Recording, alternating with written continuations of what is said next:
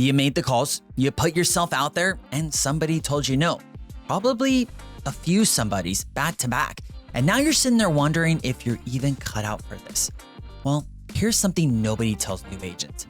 That rejection that you're taking so personally is the best thing happening to your business right now. My name is Coach K. I've been in real estate since 2004. I coach agents all across the country. Brand new agents starting from zero, agents who have been in the business for 2 to 3 years, all the way up to agents that are grossing hundreds of thousands of dollars in gross commission every year. And let me tell you this, the ones who made it weren't the ones who got rejected less. They were the ones who stopped letting a no mean something about them. Here's what I see happen almost every time to new agents. They make a handful of calls, they hit a number of back-to-back no's, and somewhere between the 5th and the 10th one, they go quiet. Not because they ran out of people to call, but because every no started to feel like a verdict on them. And that's the mistake. You took a timing answer and turned it into a personal one. Now, hear me out here. This makes sense. When you're brand new and your income depends on people saying yes, every no feels like a punch to the gut. You don't have closings yet to remind you that you're good at this, so the rejection fills the empty space. That feeling is fair. Here's what's also true though. Let me give you a different way to hold rejection in the form of 4 shifts, or you could call them reframes. Get these dialed in and a no stops knocking you off your game will feel less like a punch to your gut, and instead, it'll feel like fuel to your fire. First, the no is never about you, so get over yourself right there.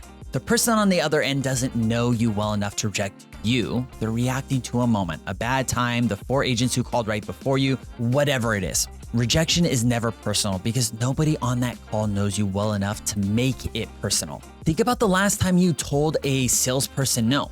Maybe the phone rang in the middle of dinner and you shut it down before they got their first sentence out. It had nothing to do with them. You were in the mid-bite and the kids were loud and the timing was wrong. And that was it.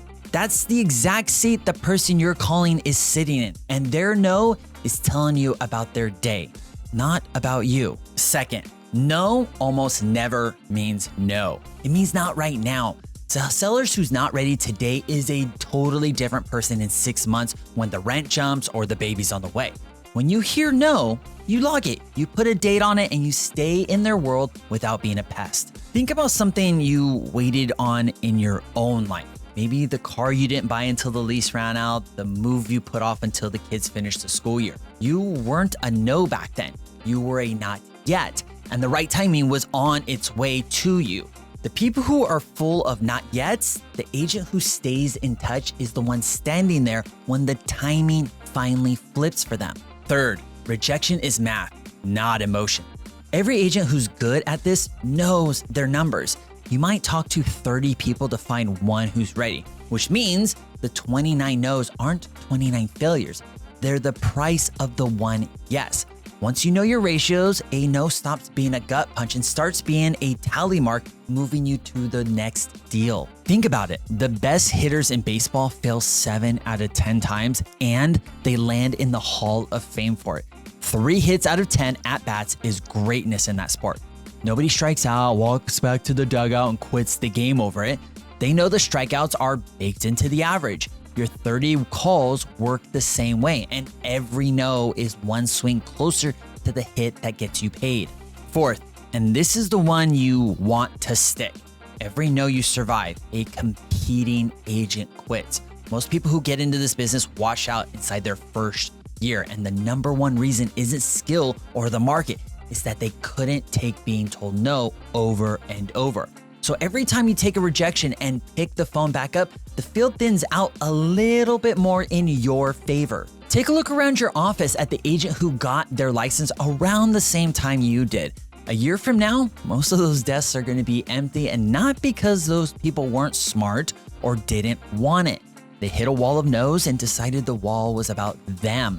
Every no you take and walk through is one more desk clearing out, one less agent competing for the same client you're after. Now, don't get me wrong, unless you came into this game already with thick skin, these no's are still going to hurt right out the gate. But I promise you this, if you stick with it, the sting does lessen over time. one of the best things you can do is just keep pushing forward. Each no gets a little easier to get past and move on from. Here's what's happening while you do this. Every no is wiping out your competition, your fellow agent. And at the same time, you're sharpening your teeth. With every no, with every conversation, you're fighting.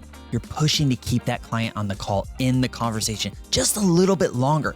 So you'll notice with time that there were maybe in the beginning, no's came very, very quickly. As you get better, those no's take longer to get to and they start coming less often. And through all of it, remember this. Would you really let a stranger who knows nothing about you decide whether you're good at your job? Don't hand that power over to someone who hung up before they ever knew your name. Rejection isn't the obstacle standing between you and this business. Rejection is the business. It's the toll, and most people won't pay it, which is the only reason there's room for the ones who will. Picture yourself a year from now. The no's don't rattle you anymore. You hear one, you mark it down, and you dial the next number without missing a beat. That's not a personality you're born with. That's a skill you build one rejection at a time. So here's your one move from this video. Go collect 10 no's, not 10 yeses, 10 no's. Make the calls, work your sphere, work whatever list you've got, and keep going until 10 people have turned you down.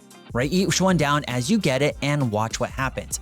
By number 7 or 8, the no's stop having as much power over you. Rejection gets a lot easier to keep facing when you've got someone in your corner reminding you that the no's are the job, not a sign that you should quit or that you're a failure. Doing this alone is where most agents let a rough week of rejection talk them out of the whole business. Most agents don't make it past their first year, and it's almost never because they didn't work hard enough. It's because they were working through this business alone. What I offer is a community built for newer agents, regular coaching calls, small group sessions, and the real support on the things that determine your success in this business. And all of it could be available to you for free. If you want to give yourself a real shot at this business, click the link in the description and let's get on a call. Ask me everything about the coaching platform we have to offer and let's see if it's the right fit for you and your business. If now is not the right time, that's okay. Be sure to like and subscribe and just keep learning from all the content that I'm sharing here. I've got 2 videos coming up on the screen right now. This one's gonna walk you through how to keep your head straight when you've gone months without a closing, so a slow stretch doesn't turn you into a reason to walk away. Again, be sure to like and subscribe if you haven't already. I'm Coach K. I'll see you in the next video.